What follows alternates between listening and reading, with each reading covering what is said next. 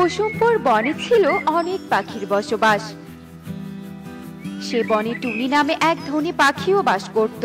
টুনি ধনী পাখি হলেও কখনো অহংকার করত না, সব সময় গরিব ও অসহায় পাখিদের সাহায্য করত। একদিন এক বৃদ্ধা পাখি বনে কাঠ কাটছিল, তখন টুনিও সে পথ দিয়ে যাচ্ছিল। টুনি বৃদ্ধা পাখিকে কাঠ কাটতে দেখে বলে, আহারে, মাসিমাকে দেখে ভীষণ খারাপ লাগছে। এই বয়সে এসেও এভাবে কষ্ট করে কাঠ কেটে যাচ্ছে। এই দৃশ্য যে চোখে দেখা যাচ্ছে না। না, যাই, আমি বরং মাসিমাকে গিয়ে একটু সাহায্য করি। মা টুনি, এইখানে কি করছিস তুই? মাসিমা, আমি এই পথ দিয়ে যাচ্ছিলাম, তোমাকে দেখতে পেয়ে তোমার কাছে এলাম। কিন্তু তুমি এই বয়সে এসে এভাবে কাঠ কাটছো কেন? কাঠ না কাটলে খাবার কোথায় পাবো রে মা? আমার যে এই পৃথিবীতে আপন বলতে আর কেউ নেই যে আমার মুখে দুমুঠো খাবার তুলে দিবে। নিজের জীবন বাঁচাতে আমাকে যে কাঠ কাটতেই হবে। মাসিমা, তোমার কষ্টের কথা শুনে যে আমার চোখে জল চলে এলো। দাঁড়াও, আমি আজ তোমার কাঠগুলো কেটে দিচ্ছি, তোমাকে কষ্ট করে কাঠ কাটতে হবে না। এ কি বলছিস রে মা? তুই এত ধনী পাখি হয়ে আমার জন্য কাঠ কেটে দিবি? তোর তো কষ্ট হবে। ধনী পাখি হয়েছি তো কি হয়েছে, সেজন্য আমি তোমাকে সাহায্য করতে পারবো না? তা কি হয়? দাও তো দাও, দাও দেখি কুড়ালটা, আমি তোমাকে কাঠ কেটে দিচ্ছি। এ কথা বলে টুনি মিনু টুনটুনির হাত থেকে কুড়ালটা নিয়ে নেয় আর নিয়ে কাঠ কাটতে শুরু করে। আর কাঠ কাটা শেষ হলে টুনি মিনু টুনটুনিকে বলতে থাকে, মাসিমা, কাঠ কাটা শেষ, এখন কাঠগুলো বিক্রি করতে হবে। কিন্তু তুমি তো কাঠগুলো নিয়ে বাজারে যেতে পারবে না।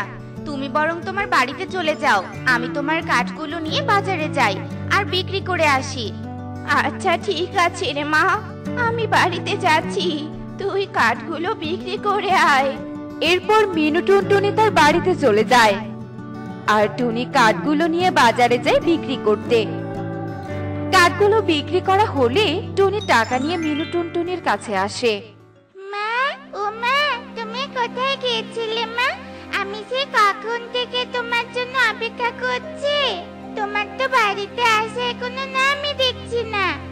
মারে, আমি একটা কাজে আটকে গিয়েছিলাম, তাই বাড়িতে আসতে একটু দেরি হয়ে গেল। তা তুই দুপুরের খাবার খেয়েছিস? না মা, আমি এখনো খাবার খাইনি, তোমার সঙ্গে একসাথে খাবো বলে বসে আছি। ও আচ্ছা, এই ব্যাপার।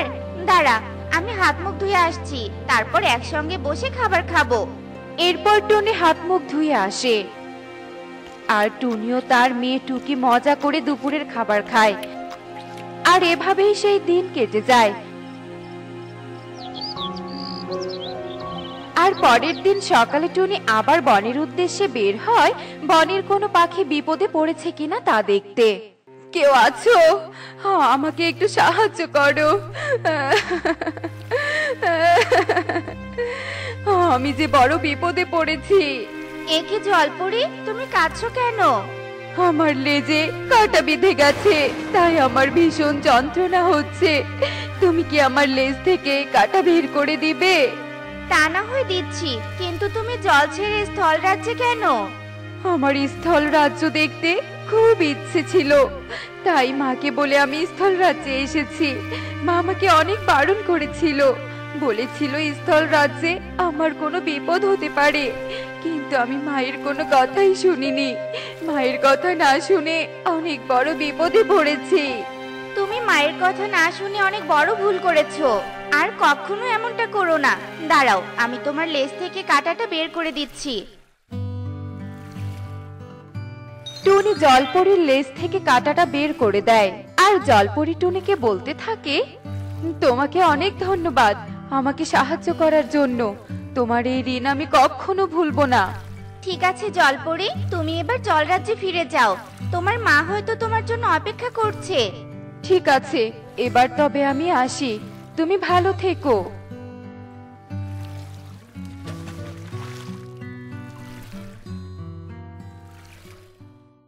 একি টুনি, তুই? হ্যাঁ সুখী দিদি, আমি। তা তুমি এভাবে কোথায় যাচ্ছো? তোমাকে দেখে তো ভীষণ চিন্তিত লাগছে। টনি বোন, আমি কাল রাত থেকে ভীষণ চিন্তিত।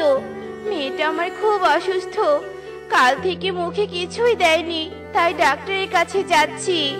সে কি কথা, পারুল কাল থেকে অসুস্থ আর তুমি এখন যাচ্ছ ডাক্তারের কাছে? এখন যাব না তো কি করব বল, আমার হাতে যে টাকা নেই। ডাক্তারকে বাড়িতে নিয়ে এলে যে অনেক টাকার প্রয়োজন, কে দিবে আমাকে অতগুলো টাকা? সুখী দিদি, তোমার টাকার দরকার আমাকে বলতে পারতে, আমি তোমাকে টাকা দিতাম। শুধু শুধু কাল থেকে মেয়েটাকে কষ্ট দিলে। যাও তাড়াতাড়ি গিয়ে ডাক্তারকে ডেকে নিয়ে এসো, আমি সব টাকা দিব। টাকা নিয়ে তোমাকে একদম চিন্তা করতে হবে না। এরপর সুখী পায়রা ডাক্তারকে নিয়ে আসে আর ডাক্তার এসে পারুলের চিকিৎসা করে আর কিছু ঔষধ লিখে দেয়। চিন্তার কিছু নেই, আপনার মেয়ে খুব তাড়াতাড়ি সুস্থ হয়ে যাবে। আমি যে ঔষধগুলো লিখে দিয়েছি সেগুলো নিয়মিত খাওয়াবেন, কেমন? আচ্ছা ঠিক আছে ডাক্তার বাবু।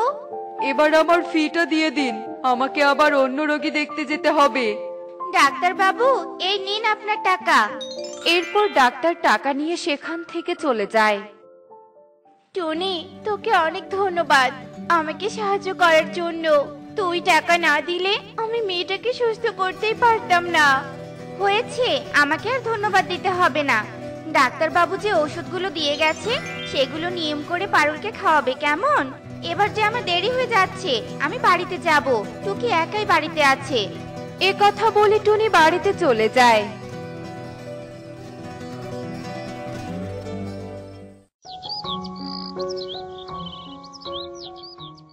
মা, তুমি সারাক্ষণ পানি পাখিতে সাহায্য করে বেড়াও, তোমার ক্লান্ত লাগে না?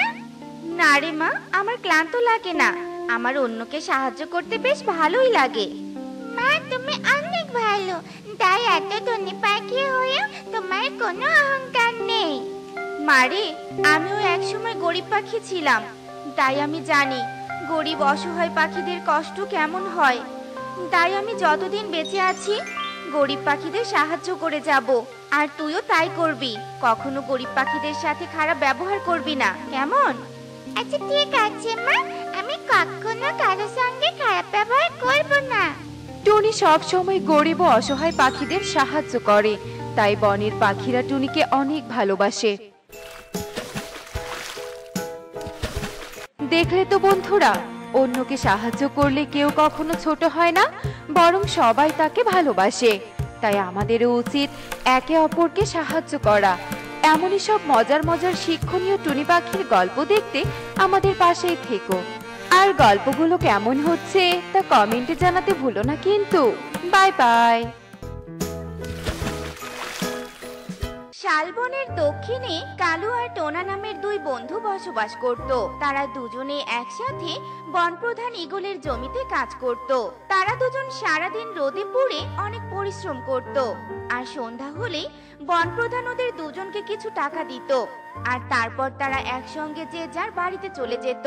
টোনা আর কালুর দুই বাড়ি একদম পাশাপাশি ছিল। তোমাকে বিয়ে করে ঘরে চালার মতো আমার জীবনটাও ফুটে ফুটে হয়ে গেছে। এত জ্বালা যন্ত্রণা আমার আর সহ্য হচ্ছে না। ও মা গো, কি জোরে ব্যথা পেলাম গো, কোমরে সব হাড়গোড় গুঁড়ো গুঁড়ো হয়ে গেল। কাকুলি, ঘরে এভাবে বালতি গামলা দিয়ে ভরিয়ে দিয়েছো কেন? কেন ভরিয়ে দিয়েছি দেখতে পাচ্ছ না? তোমার ঘরের চালের দিকে একবার চেয়ে দেখো, ঘরের কি অবস্থা, সেদিকে তোমার কি কোনো খেয়াল আছে? এখন এত চিৎকার করো না তো, আমি কালের ব্যবস্থা করব। এদিকে টোনার ঘরেরও একই অবস্থা ছিল। একই তো অভাব, তার উপর আবার দুজনের দুই বাড়ি প্রায় ভাঙা ছিল। এ নিয়ে দুজনেই বেশ চিন্তিত ছিল।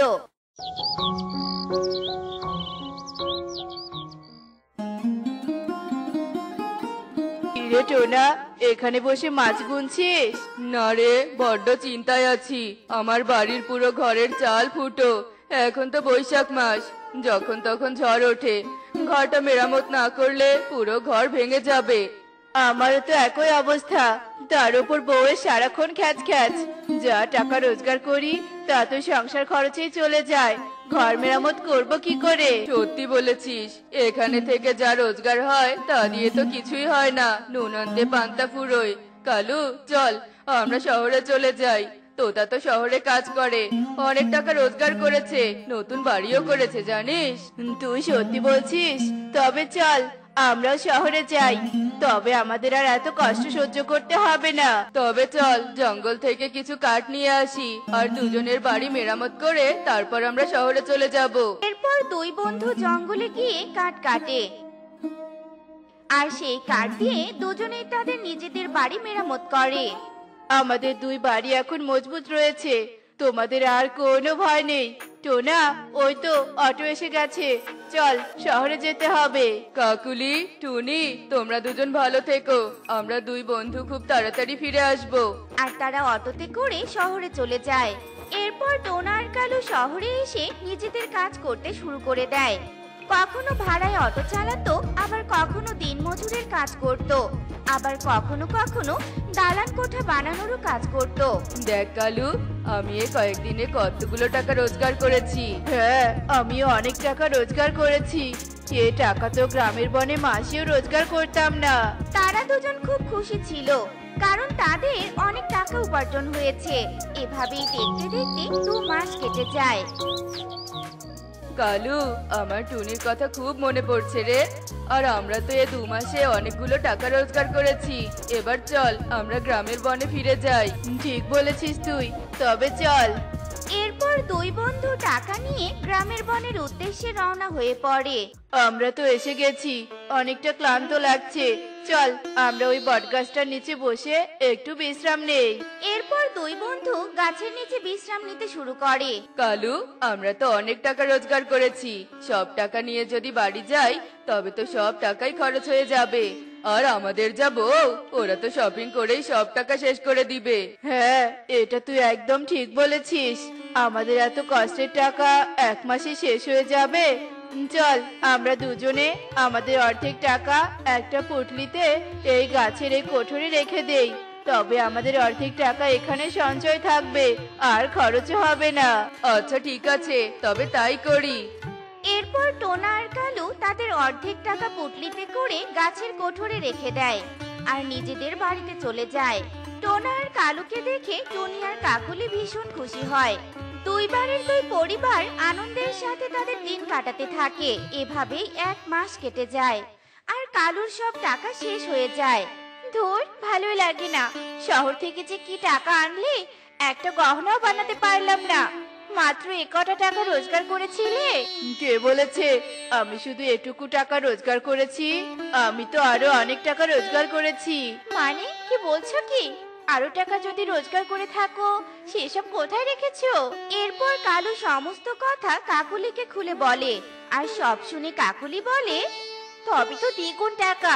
যদি সব টাকা আমাদের হয় তবে তো আমাদের আরামে দিন কেটে যাবে। কিন্তু সব টাকা তো আমাদের নয়, ওখানে তো টোনারও টাকা আছে। আরে বোকা কালু, তুমি সারা জীবন গাধায় রয়ে গেছো, এদিকে শোনো। এরপর কাকুলি কালুকে বুদ্ধি শিখিয়ে দেয়। বউ, বুদ্ধিটা তো মন্দ নয়, নিজেদের আরামের জন্য এতটুকু তো করাই যায়। এরপর তারা রাত হওয়ার অপেক্ষা করতে থাকে, আর রাত হতে কালু ওই বটগাছের কাছে যায়, আর সেই গাছের কোঠর থেকে পুটলি দুটো বের করে নেয়। কালু, ঘরের টাকা তো প্রায় শেষ, চল আমরা এবার কোঠর থেকে টাকা নিয়ে আসি। এরপর কালু আর টোনা সেই বটগাছের কাছে যায়, আর কালু কোঠরের হাত দিয়ে বলে, টোনা, কোঠরে তো কোনো পুটলি নেই, পুটলি গেল কোথায়? টোনা, এই টাকার কথা আমি আর তুই ছাড়া তো কেউ জানে না, তবে কি তুই টাকা চুরি করেছিস? কি বলছিস কালু, তোর কি মাথা ঠিক আছে? আমার মাথা ঠিকই আছে। তুই তবে সব টাকা চুরি করেছিস, তাই না? এখন আমি যদি বলি তুই টাকা চুরি করেছিস? কে টাকা চুরি করেছে তা প্রধান মশাই বের করবে, আর তাকে শাস্তি দিবে। আমি বন প্রধানের কাছে বিচার দিব। এরপর কালু বন প্রধানের কাছে বিচার দেয়, আর বনের মধ্যে বিচার সভার আয়োজন করা হয়, আর দুজনেই তাদের কথা বন প্রধানকে খুলে বলে। সবই তো বুঝলাম। কালু, তুমি যে টোনাকে চোর বলছো, তোমার কাছে কি কোনো প্রমাণ আছে? হ্যাঁ বন প্রধান, আমার কাছে প্রমাণ আছে। আমরা যেই গাছে টাকার পুটলি রেখেছিলাম সেই গাছে বনদেবী বাস করে, তবে বনদেবী বলবে কে আসল চোর। তবে চলো চলো সবাই সেই গাছের কাছে যাওয়া যাক। বনদেবী, বনদেবী, আপনি বলুন কে এই গাছের কোঠর থেকে টাকা চুরি করেছে? এই গাছের কোঠর থেকে টোনা টাকা চুরি করেছে। দেখলেন প্রধান মশাই, টোনাই টাকা চুরি করেছে। মিথ্যে, মিথ্যে, সব মিথ্যে। বনদেবী মিথ্যে বলছে। তবে রে, মিথ্যে বলা তাই না? দাঁড়া, দেখাচ্ছি মজা। এই বলে টোনা একটা কুড়াল এনে গাছের গোড়া কেটে দেয়। ওরে বাবা রে, ওরে বাবা, কি ব্যথাটাই না পেলাম। কোমরটা বুঝে আমার গেল রে গেল। প্রধান মশাই, দেখুন দেখুন, এই কাকুলি বনদেবী সেজে এসব কথা বলেছে। তবে তো প্রমাণ হলোই টাকা কালুই চুরি করেছে আর এসব মিথ্যে নাটক সাজিয়েছে। এবার আমার কাছে সব পরিষ্কার। ছি কালু, ছি, তুই এত খারাপ। তুই যা করেছিস তা শুধু অন্যায় নয়, বরং পাপ। তাই তোকে এর শাস্তি পেতেই হবে। তোরা দুজন আজকে এই বন থেকে বের হয়ে যাবি। এরপর বন প্রধান কালু আর কাকুলিকে বন থেকে তাড়িয়ে দেয়। দেখলে তো বন্ধুরা, অন্যের ক্ষতি করতে গেলে নিজেরও কেমন ক্ষতি হয়ে যায়। তাই তোমরা কখনোই অন্যের ক্ষতি করবে না। আর এমনই সব মজার মজার টুনি পাখির শিক্ষণীয় গল্প পেতে আমাদের পাশে থেকো। আর গল্পটি কেমন লেগেছে তা কমেন্টে জানাতে ভুলো না কিন্তু। Bye bye.